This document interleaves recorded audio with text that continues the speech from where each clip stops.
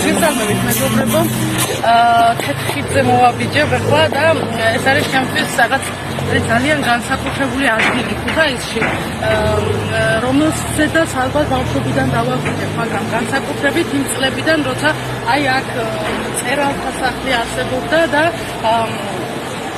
ამ მწერალთა სახლში იყო გამომცემლობა საქართველოს, შემდგომში უქიმერიონი, რომლის დირექტორი და მთავარი რედაქტორი გახდით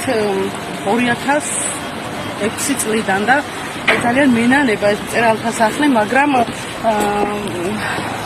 გამომცემლობა არსებობს, რა თქმა უნდა და ისევ მე გახლავართ ამის სამართალ მემკვიდრე ბატონი ზურაბ კუშიანიძის, ჩვენი დიდებული პოეტის. აი აქედან გამომდინარე მე ყოველდღე მიწევდა ამ ჩემს თეთრხიდზე გამოვლა ისტორიულ ადგილზე პოეტების სამეფოში. აქ ძალიან ბევრი ლექსი დაწერილა,